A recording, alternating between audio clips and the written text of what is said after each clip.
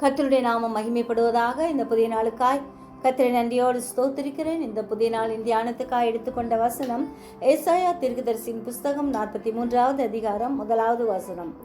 இப்போதும் யாக்கோபே, உன்னை சிருஷ்டித்தவரும் இஸ்ரவேலே உன்னை உருவாக்கினவருமாகிய கர்த்தர் சொல்கிறதாவது, பயப்படாதே, உன்னை மீட்டு கொண்டேன், உன்னை பேர் சொல்லி அழைத்தேன், நீ என்னுடையவன், நீ என்னுடையவன் என்று நம்மை பார்த்த ஆண்டவர் கூறுகிறார். நாம் அவருடையவன் என்பதை மறந்துவிடக்கூடாது. நம் ஆண்டவருக்கு மட்டுமே சொந்தம். இது எவ்வளவு பெரிய பாக்கியம்!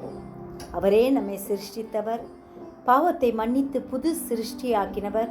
நம்மை பேர் சொல்லி அழைத்த கர்த்தரை இறுக பற்றி கொள்ளுவோம். நாம் அவருடையவர்கள் என்பதை மறந்து விடாதபடி ஆண்டவருக்காய் வாழ்வோம்.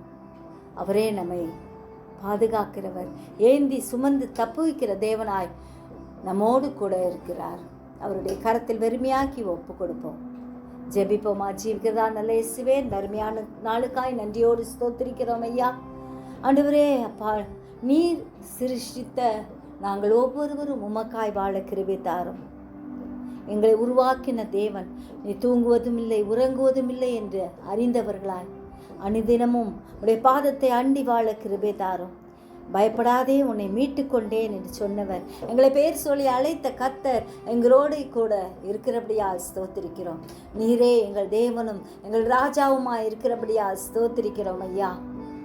அப்பா, ஒவ்வொரு நாளும் எங்களை பாதுகாக்கிற உம்முடைய கருத்துக்குள்ளாய் எங்களை பூர்ணமாய் ஒப்பு கொடுக்கிறோம். நீரே எங்களை பாதுகாத்துக்கங்க, வழி நடத்துங்க, பலப்படுத்துங்க ஆண்டவரே.